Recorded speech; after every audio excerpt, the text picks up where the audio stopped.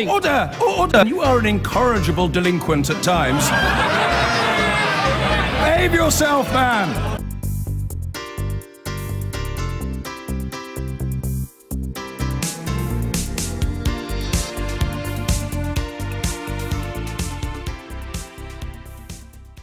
Now, it's almost noon here in Westminster. Big Ben, a rather gloomy December day here in the centre of London. Prime Minister's questions will be with us, second last of the year. Laura Kunsberg is already with us.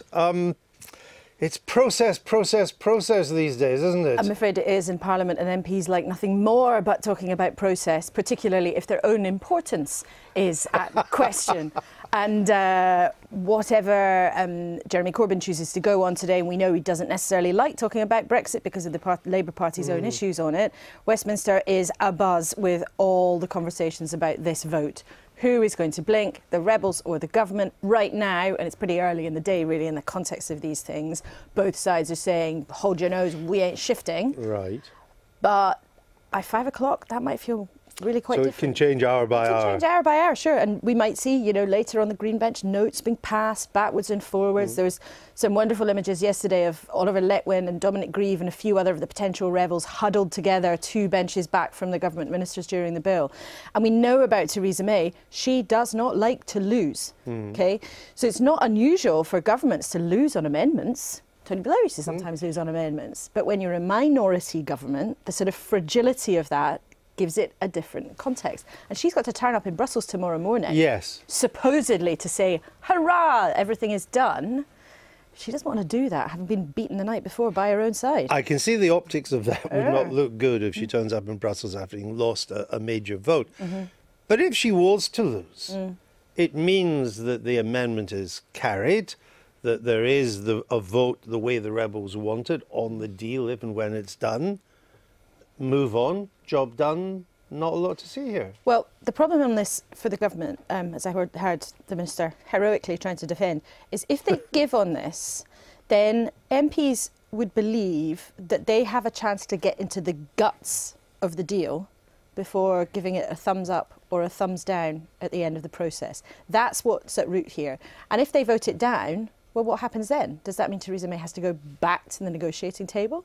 So we know whatever eventual deal that Theresa May is going to get, if there is one, which seems that's the way it's going, however fraught it may be, are we really going to be in a situation where Theresa May has to come back and actually then have proper, full debates with MPs about whether or not she's done the right thing?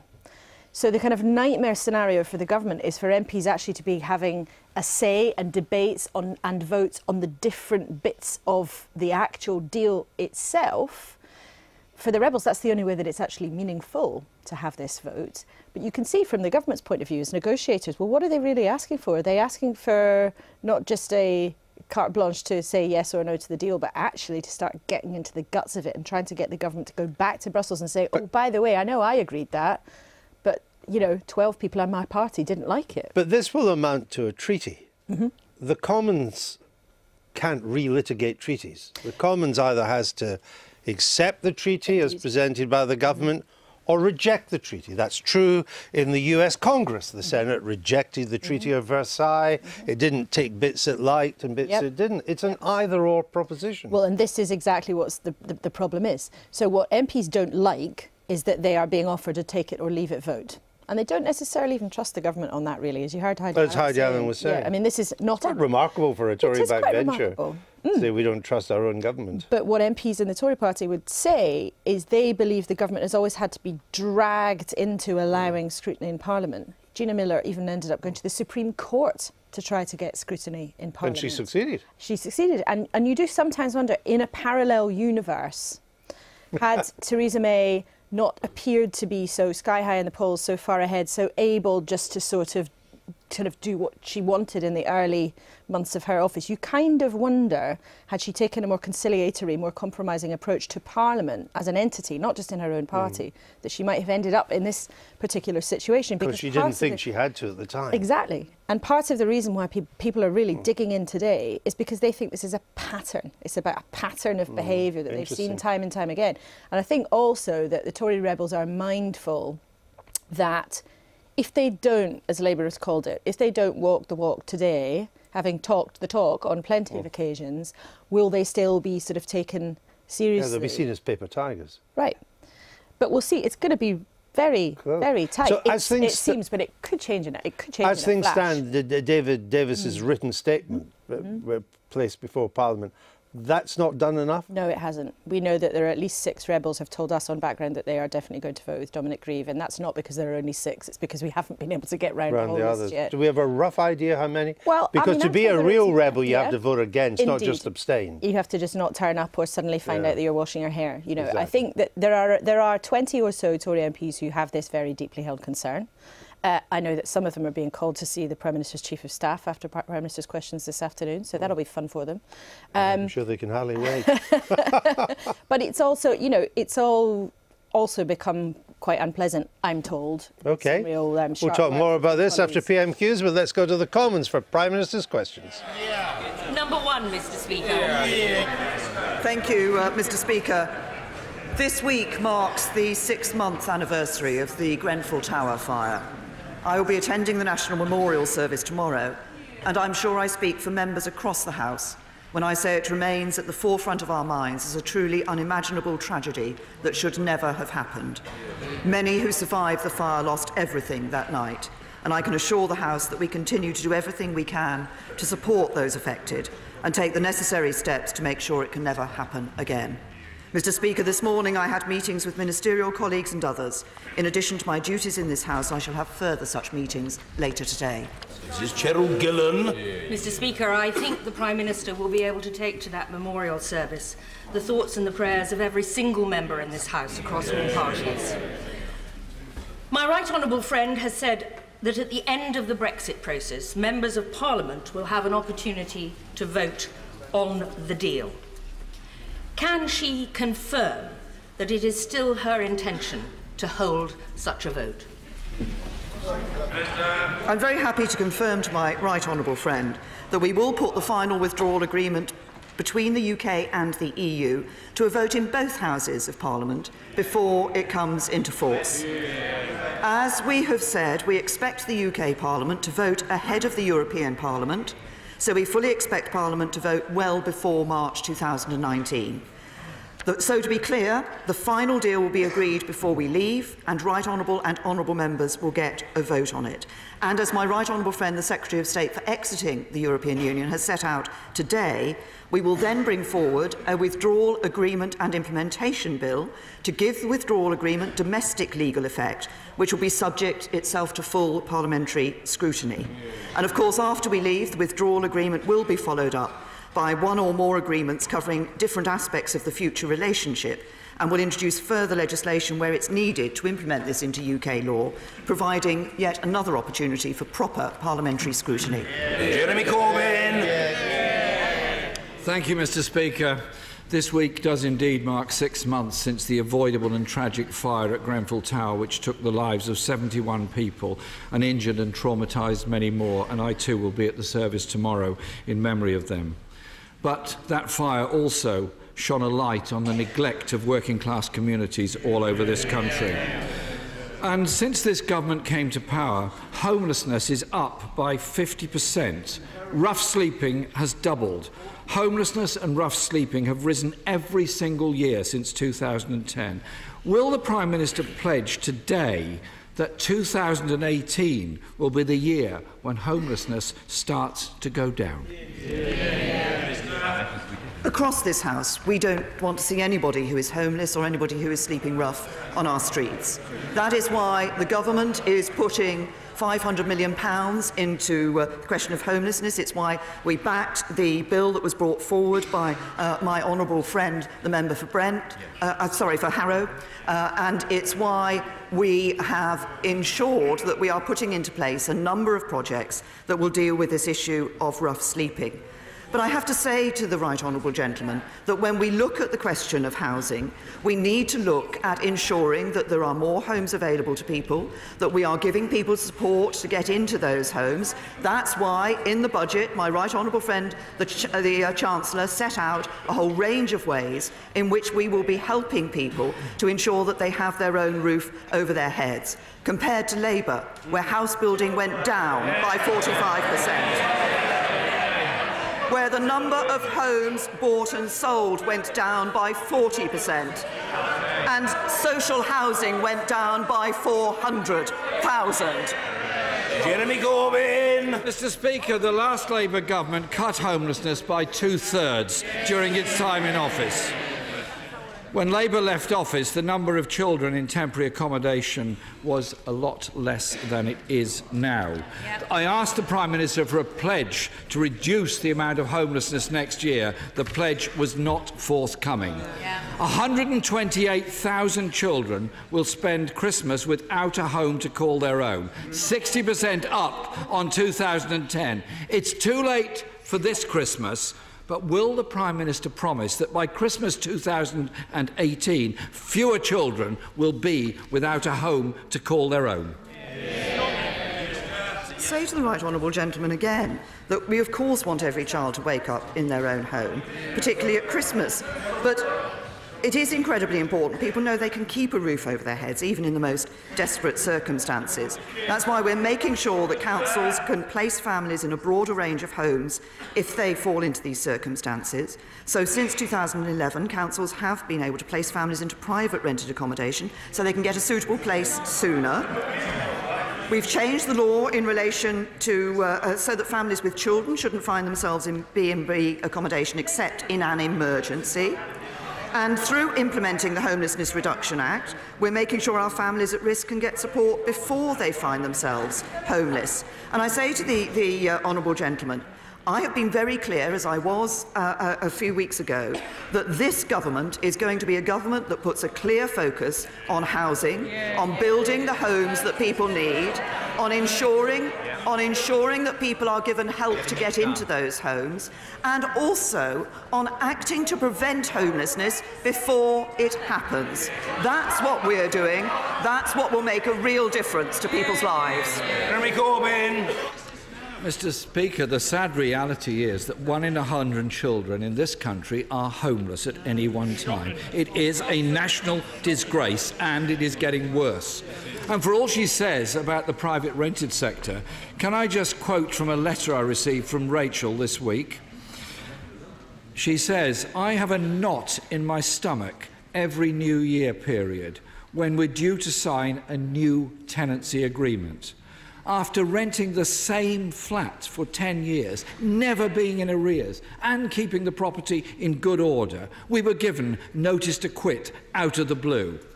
Will the Prime Minister help people like Rachel and back secure 3-year tenancies for all private renters? Well, can I say to the right honourable gentleman that I think he was present in the chamber when the budget was given to this chamber, and that's precisely why we said that we are looking at ways in which we can encourage longer-term tenancies. Now, the point is, what is important is ensuring that people have the ability to have the accommodation that they need, that they want, and on the basis that is right for them. That's why, as I say, we are dealing with this issue of longer-term tenancies. But he talks about people renting their homes, and his response on renting is to bring in rent controls. Now, rent controls have never worked. They result in reducing the number of homes that are available for people who want to be able to have accommodation and a roof over their own head. And it's not just me that says that Labour Party policy won't help people who are renting. Shelter say that it won't help people who are renting. Mr. Speaker, evictions by private landlords have quadrupled since 2010. There is not security in the private rented sector, and the Prime Minister well knows it. She also promised one-for-one replacement of council housing sold off through Right to Buy. But just 1 in 5 council homes have been replaced. Hundreds of thousands of people are on housing waiting lists. Will the Prime Minister apologise for what she said and tell the House when she will deliver this one-for-one replacement? And as the Right Honourable Gentleman knows, we are increasing the flexibilities to enable councils to actually build homes. We've put more money into affordable housing. He talks about the right to buy. I have to say, what a contrast. We actually want to give people the opportunity to buy their own home. The Labour Party would take that opportunity away from them. What do we see? What do we see on housing? You know, the Shadow Housing Minister recently said that fewer people owning their own home is not such a bad thing. Well, I have to say to the Right Honourable Gentleman that what he's offering to people on housing, if you live in a council home, he'll take away your right to buy. If you're looking to rent, Shelter say his policies will harm you. And his Shadow Housing Minister doesn't want to support people owning their own homes. It's only the Conservatives that will deliver the homes this country needs. If only it were true, Mr. Speaker. Under the Tories, home ownership has fallen by 200,000. Under Labour, it rose by 1 million. And 40% of all homes sold through Right to Buy are now in the private rented sector. The latest figures, Mr. Speaker, show that a quarter of all privately rented homes are not up to decent standards, meaning many families are living in homes with damp, that are not secure or very poorly insulated. Does the Prime Minister support homes being fit for human habitation? Of course we want homes to be fit for human habitation, but can I just remind the Right Honourable Gentleman that the number of homes failing to meet the decent home standard is down by 49% since the peak under the Labour government. And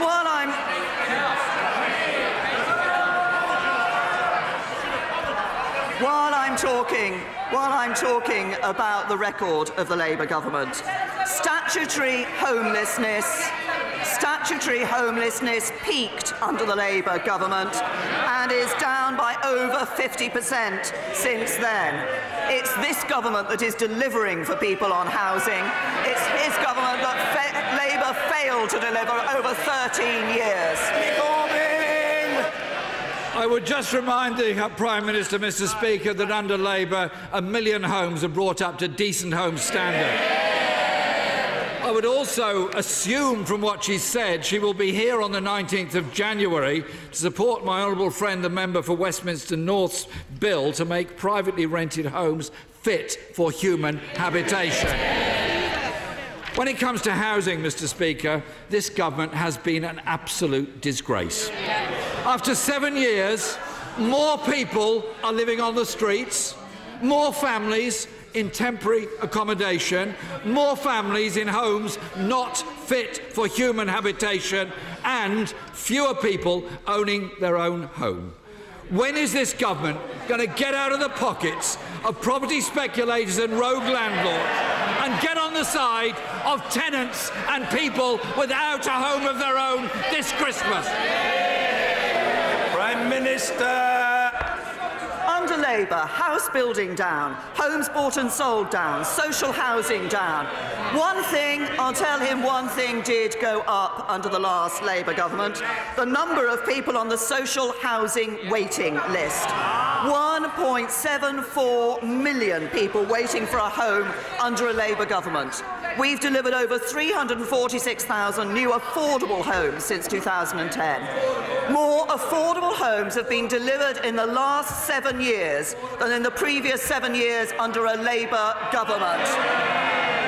We're building building more homes. Last year we saw 217,000 more homes being built in this country. That's a record, apart from 1 year, that's a record for the last 30 years. It's the Conservatives that are doing what is necessary. Labour would produce failure for this country once again. It's the Conservatives that are delivering the homes that people need, the economy that people need, and the standard of living that people need.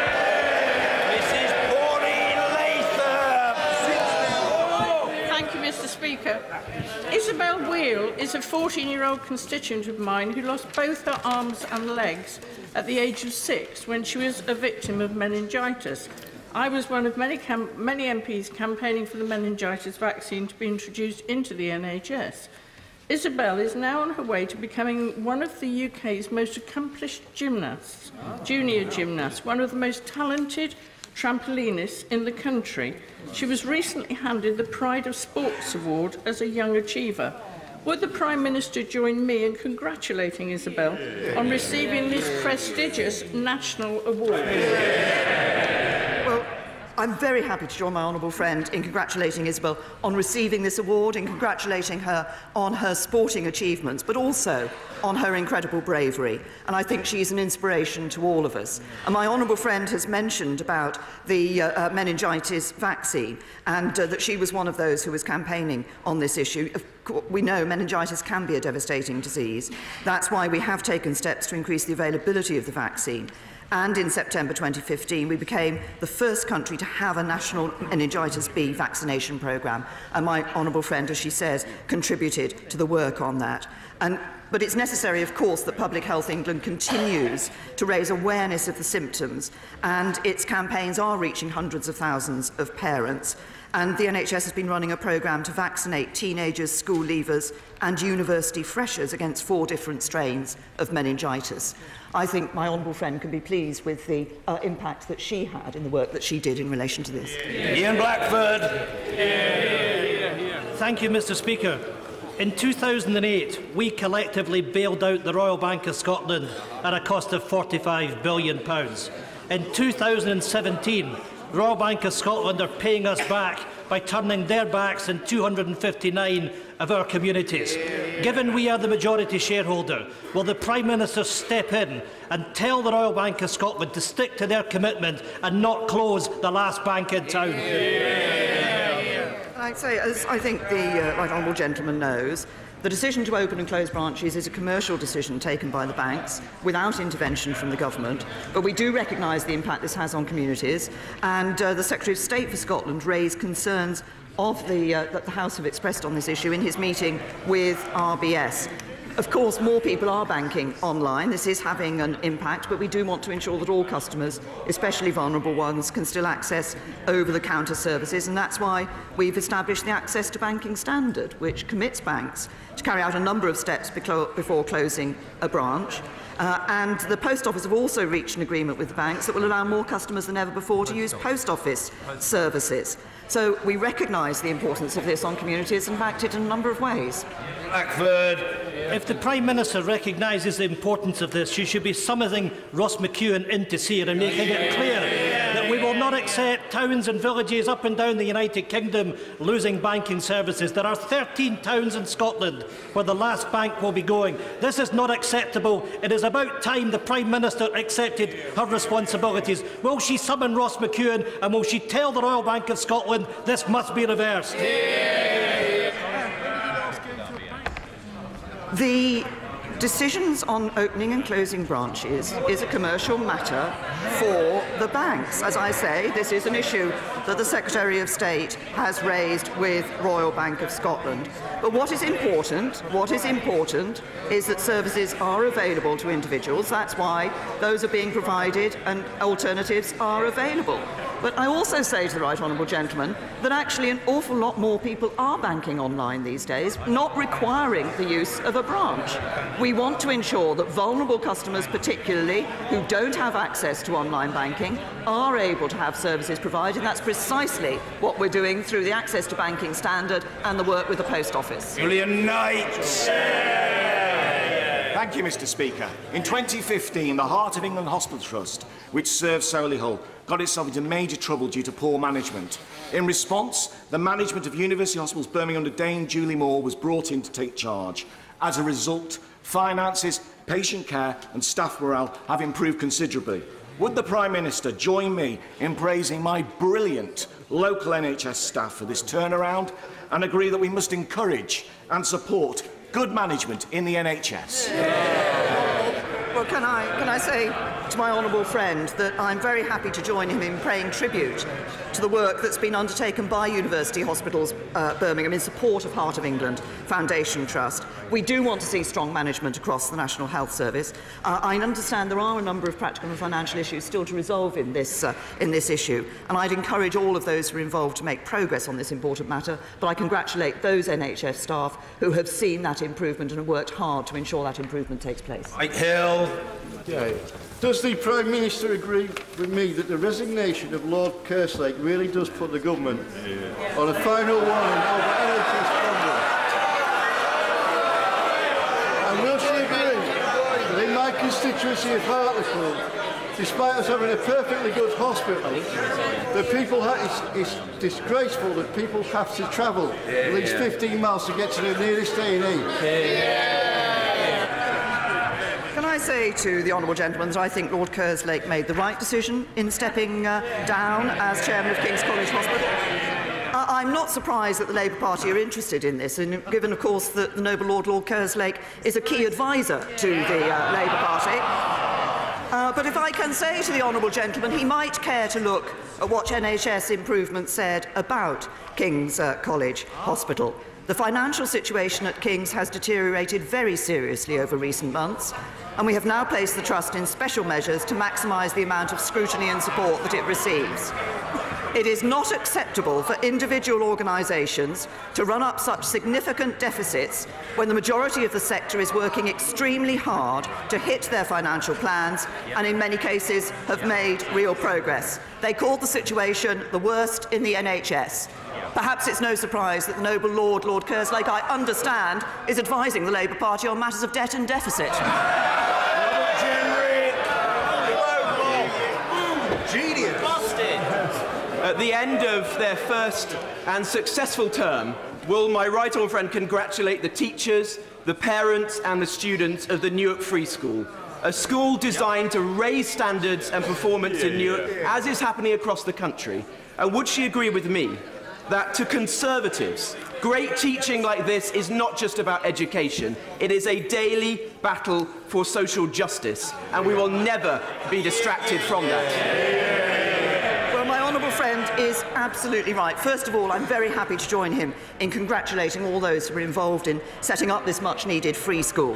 And as the Chair of Governors, I know my honourable friend will ensure that the school does provide young people in his constituency with an excellent education, despite, I understand it, the school being opposed by the party opposite. But my honourable friend is absolutely right. This isn't just a question of education, it's a question of social justice.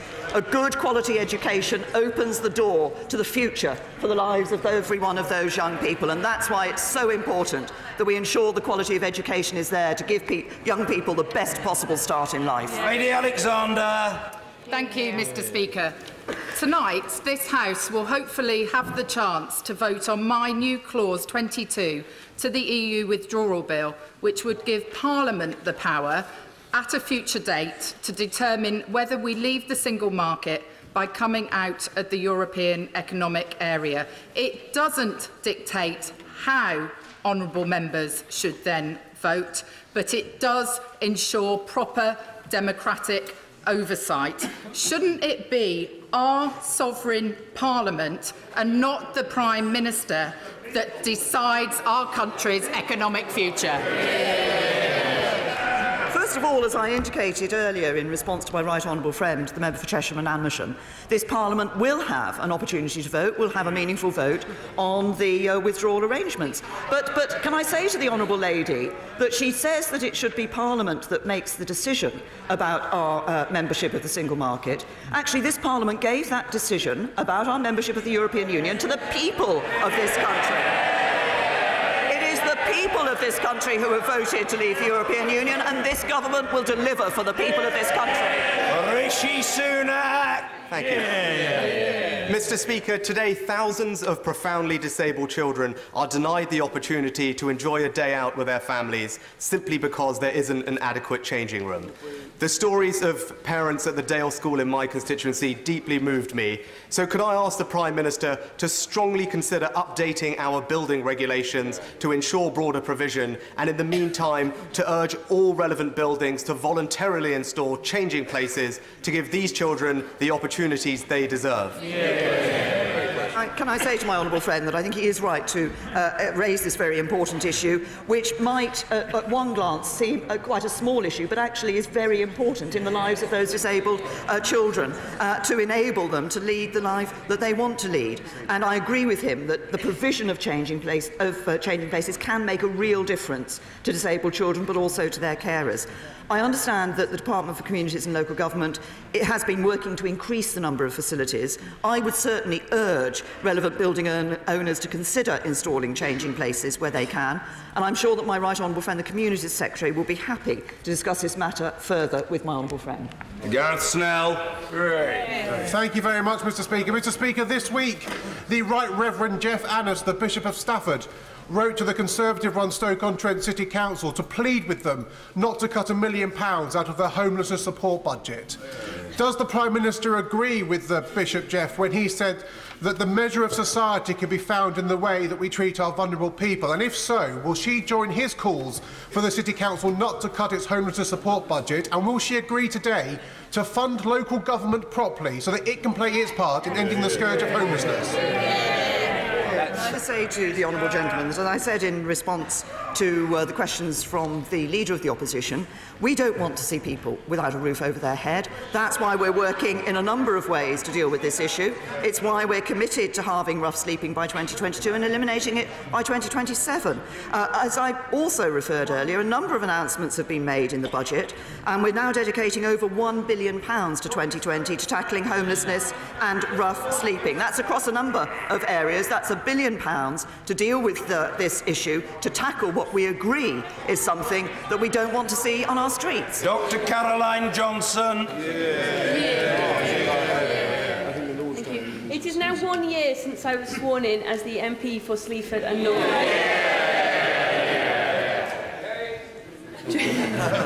During the last year, the biggest issue in my postbag has been the provision of broadband to rural areas.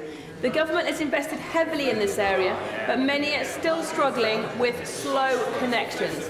Can my right honourable friend reassure my constituents in Swayton, Blankley-Dale, Sudbrook and elsewhere that we will do everything to ensure that everybody gets super-fast broadband and nobody is left behind? Can I congratulate my honourable friend not only on her election a year ago yesterday, as I believe it, but also on her re-election earlier this year, and on her year in this House. She's raised an issue that is a matter of concern to many rural areas across the country, and we do remain committed to universal broadband coverage of at least 10 megabits so that no home or business is left behind. Superfast broadband is now available to over 90% of premises in Lincolnshire, which is up from 26% in 2011, and we've committed over £1 billion for next generation digital infrastructure. But I can assure my honourable friend that we have not forgotten any community across the United Kingdom. We recognise the importance of broadband to communities, and we're working to ensure that we deliver further so that people can have the services that they need. Alex Norris. Thank you, Mr. Speaker. In 2016, the then Home Secretary launched the Ending Violence Against Women and Girls strategy, which emphasised the need for a national network of domestic violence refuges. In 2017, Women's Aid say that the government's proposals for short-term supported housing threatens this network. In 2018, will that then Home Secretary, the now Prime Minister, show personal leadership, support Women's Aid and step in to save our refugees?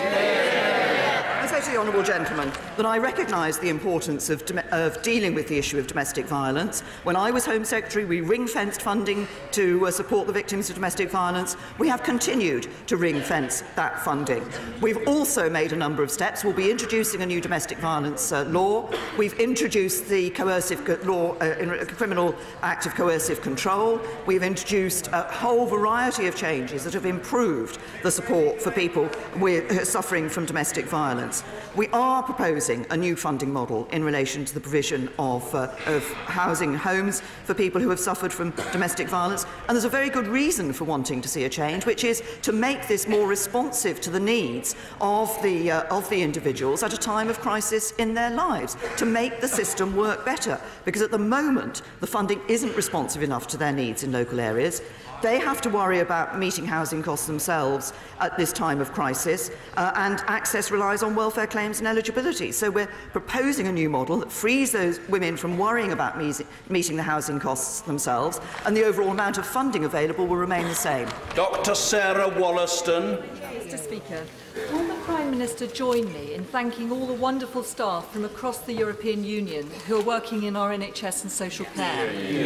And will she give them her personal, unequivocal assurance that they and their families will have the right to remain after Britain leaves the European Union? Well, first of all, I'm very happy to join my honourable friend in thanking all those who work in our NHS and social care sector, including those from across the European Union. They do incredible work, and it's absolutely right. We recognise the contribution that EU nationals are making in this sector, but also across our economy and our society. That's why we want people to be able to stay, and we want families to be able to stay together, and that's why I'm very pleased that the arrangements that we have and were published in the joint progress report between the United Kingdom and the European Union last Friday show very clearly on citizens' rights that where people have made that life choice to be here in the United Kingdom, we will support them and enable them to carry on living their lives as before. Flint. In her answers so far, the Prime Minister's shown she hasn't got a clue about the concerns of small towns. Today and on the 14th of June, she said that no one and no community will be left behind. But the Doncaster market towns of Thorn and Bawtry have just been told that their NatWest branches are to close. That's 2 more on top of a record-breaking 700 bank branch closures this year. And that's despite the big 4 banks delivering 13.5 billion half-year profits. Will the Prime Minister admit that the government's access to banking protocol has failed to keep a single branch open, and will she restore the bank levy and use some of it to stop communities losing their last bank branch? Well, can I say to the Right Honourable Lady, first of all, I responded to the leader of the Scottish Nationalist Party earlier in relation to RBS closures, which I think is what the Honourable Lady is referring to. But I think also she and others need to accept that actually people's behaviour in relation to bank branches has changed over the years, and there is less demand, but we have the access to banking standard in place. But she referred to the bank levy. Let's be very clear, there is a bank levy, there is also a corporation tax surcharge for banks, and this government is raising more money from the banks than the Labour government ever did. Peter Aldous. Much, Mr. Speaker. Would my right honourable friend join me in congratulating the UK's community foundations who've just reached the notable milestone of contributing £1 billion to local communities across the country? Would she agree that community foundations are a perfect example of her shared society, and that funds from dormant assets, once available, should be provided to them to continue their very important work? Well, I'm very happy to join my honourable friend in congratulating community foundations across the UK. I was very pleased to be able to have a meeting with the Chief Executive of the Berkshire Community Foundation just a couple of weeks ago to hear the excellent work they're undertaking in Berkshire, and I know from what my honourable friend has said that across communities across the country these are an important contributor to an example of the shared society, as he says. And I understand Dormant Accounts scheme has already distributed over 362 million for the benefit of good causes, and there's been a report on possibly expanding the scheme, which would have the potential to significantly build on the success of the current scheme, and the DCMS will be looking at this and will respond in due course. Mr. Vice Chairman. Mr. Speaker, can I remind the Prime Minister of June the 2nd, 1997, when I heard her make a very competent maiden speech in which he stressed the importance of vocational and practical education for so many young people in our country. Is she aware there is now a crisis for apprenticeships, a 62% fall in apprenticeship starts, many independent, excellent trainers going out of business, and FE colleges in dire financial straits? Will she break a few heads, crack a few eggs, and get this sorted? We see a growing number of young people going into apprenticeships. We're introducing the T-levels. We're putting £500 million into technical education to ensure that for the first time this country has first-class technical education. I called for it in 1997. In 2017, I'm delivering. Mr. Speaker, as an enthusiastic member of the Women and Equalities Committee, I aim to be a strong champion for the equality of women, and I aspire to the title of Honorary Sister, as bestowed on you, Mr. Speaker, by the Honourable Member for Camberwell and Peckham. So will the Prime Minister join me in congratulating Ruth Cook on her recent appointment as Chief Executive Clarion Group, the largest housing association in the country, proving that exceptional women can get the top job in housing and politics?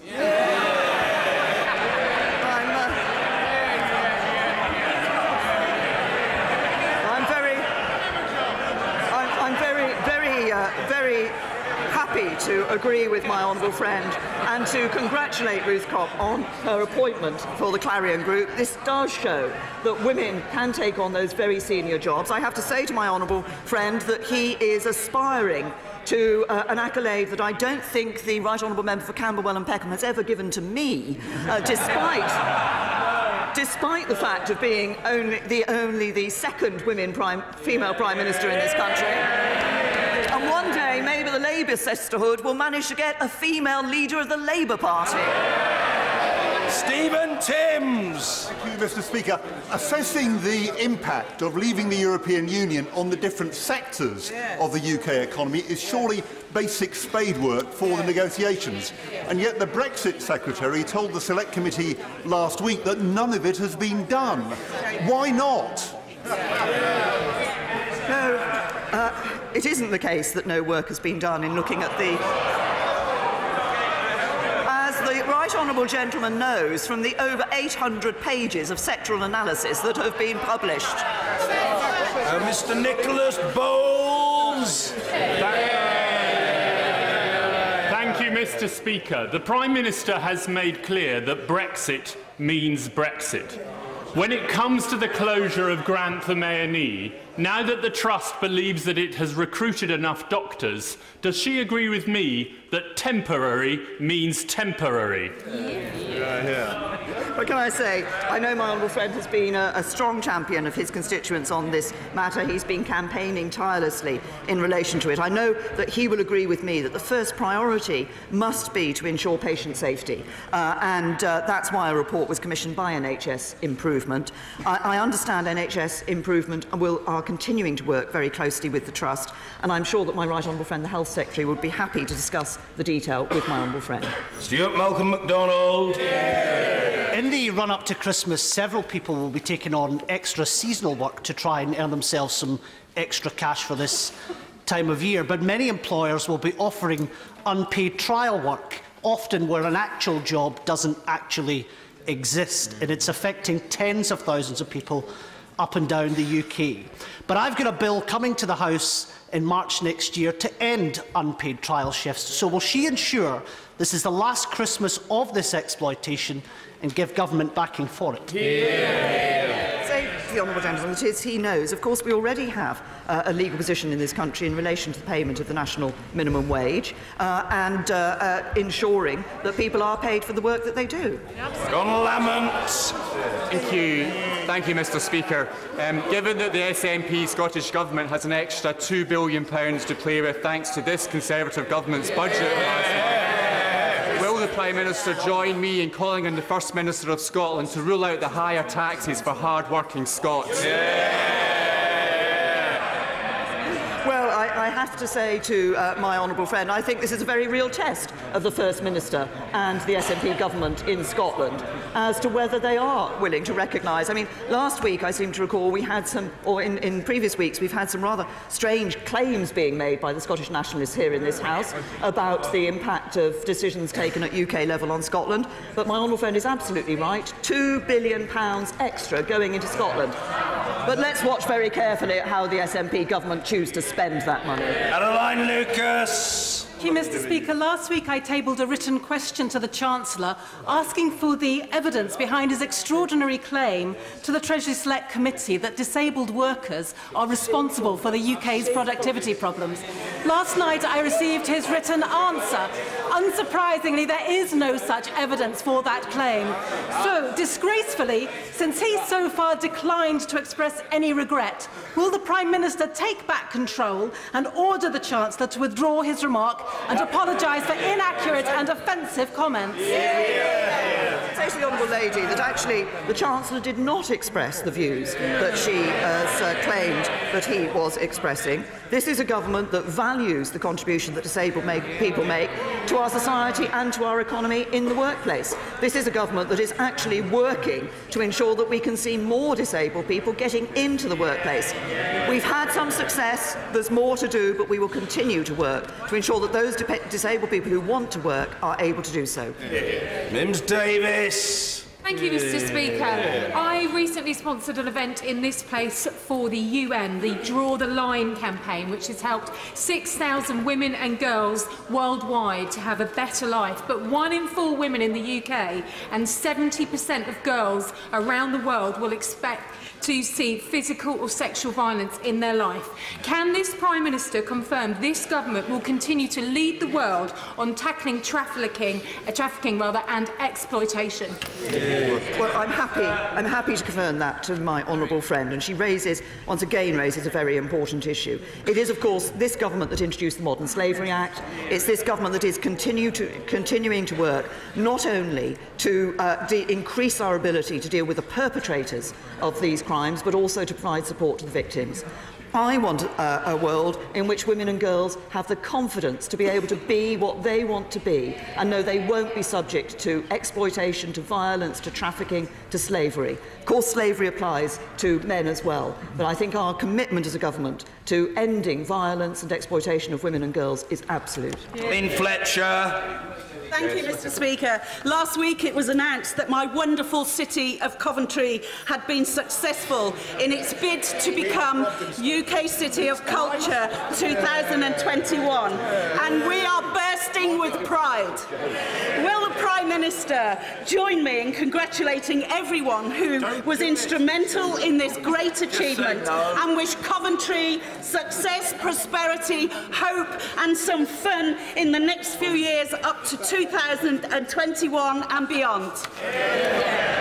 Can I say to the honourable lady that I will join her in congratulating Coventry on being selected as City of Culture. As she will be aware from exchanges that have taken place in this House at PMQs, there will be a number of honourable members of this House who are disappointed because their cities have not achieved that particular status. But I'm very happy to congratulate all those who were involved in putting the bid together and ensuring that Coventry is that City of Culture, including the Mayor for the West Midlands, Andy Street. Thank you very much, Mr. Speaker. Mr. Speaker, the Prime Minister and I have many things in common, including, if I may say, being proud of being called bloody difficult women. My right honourable and learned friend, the member for Beaconsfield, is not in that category for many, many reasons. He is obviously a man, but he's a respected, seasoned parliamentarian, and like many on these benches, has been for many decades loyal to his party. Nobody wants to be disloyal or to bring about more disunity.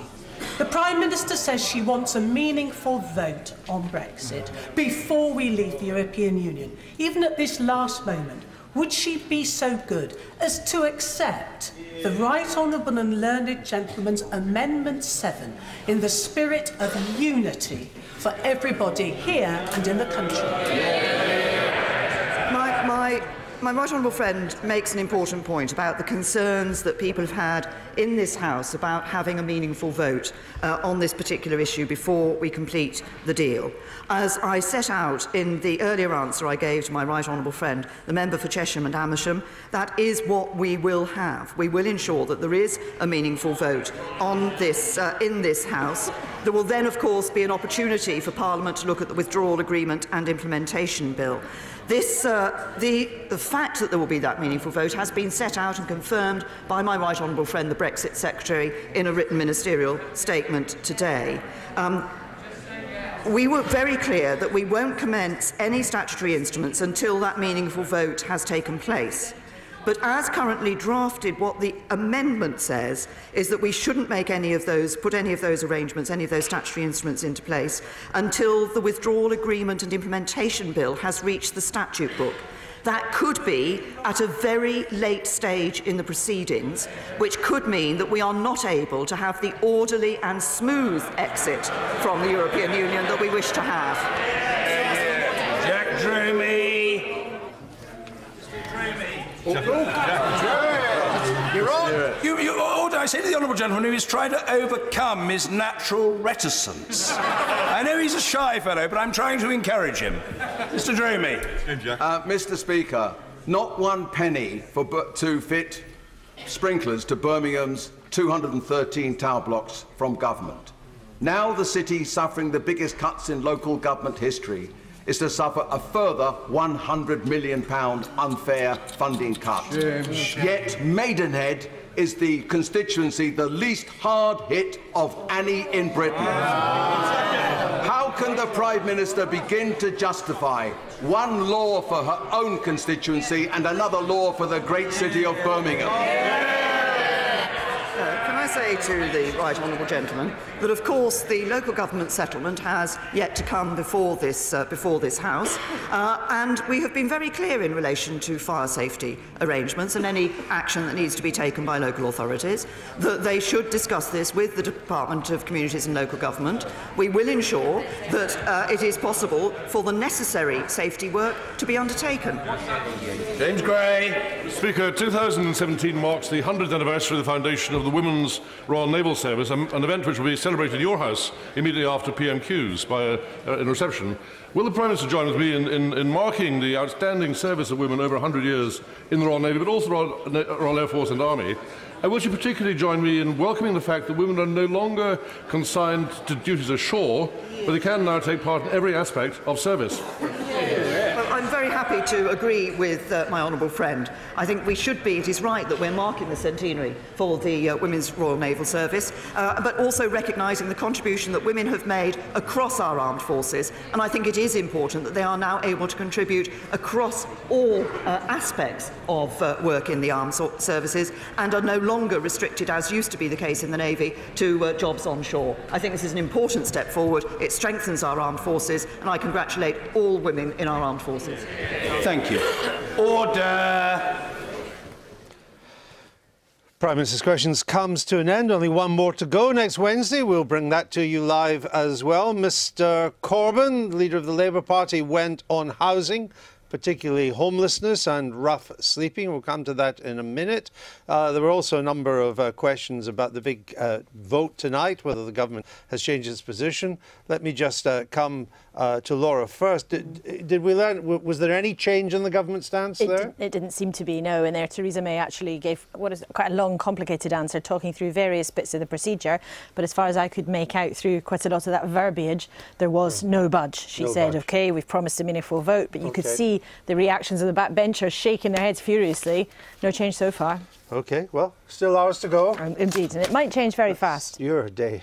Sorted out, I know. Isn't it? Yeah. We're here to British politics. George Eustace, why has homelessness and rough sleeping risen by so much under your government? Well, look, there's been a long-standing challenge here. Frankly, we've not been building enough homes, but as the Prime Minister pointed out last year for the first time, we've seen it go above the 200,000, up to 217,000. That's the highest it's been for a very long time. And this is something the Prime Minister is personally very passionate about. As she said, we've committed £1 billion to this. She set an objective of halving roughly. Right, but the passion isn't helping homeless people. There are now 77,000 more homeless households living in temporary accommodation than 2010. It's a rise of 60%. Why? We need to be building more homes. We've got a rising population, and also sometimes when you have rough sleeping, there are wider issues other than just availability. Rough sleeping is another issue. Rough sleeping in England has gone up from 1,700 to over 4,000 last year. Right. That's a much bigger rise than 60%. And that's at the extreme end of that. That's the kind of brutal definition of homelessness. And that can be, though, affected by things such as drug and alcohol problems. Of course, but let's stick to the 77,000 families who are now living in temporary accommodation. The increase in that, 60% up. These families include 124,000 children. Why has this happened under your watch? Well, look, because this has been a problem developing for a while. As the Prime Minister pointed out, under Labour you had very long queues of people trying to get into social housing, and you also had statutory homelessness. You didn't have this rise of homelessness. You didn't have the homelessness had been coming down under Labour, yet since 2010 it has clearly gone up by 60%. 60%, including 124,000 children. What happened to caring for the just about managing? What matters is the action you're taking on this, and that's why this was a major priority in the budget. It's why the Prime Minister set out that she's going to target £1 billion towards this challenge. It's a real personal priority for her. What matters is that there are 77,000 households in temporary accommodation in England alone, a rise of 60% since March 2020, covering 120,000 children, an increase of 73% since March 2011. That's what matters, I would suggest. And what matters is what you're doing about that, and that is fundamentally we have to be building more homes. And over the last year, we've seen house building go above 200,000 for the first time in a very long time. 217,000 is the highest it's been for decades. Actually, it's not the highest it's been for decades. I've got the figures one here. Year. 2 years. In 07, 08, before the crash, it was higher. But the point is we are starting to address this issue, and the Prime Minister's made clear. We've run out of time, but I need you to just say something. Go on. For fairness. What? That we would do a great job. We'd do much better than this government is doing. That homelessness declined dramatically under the Labour government. Well, How about that? It declined dramatically? It did. Your house building record was pretty poor. But homelessness declined because what we built was what was needed. I'm sorry, we need to go. Let's just tell you who gave you the answer to guess the year. The year was 1970. They were all useless. They all got wrong. That's all, folks.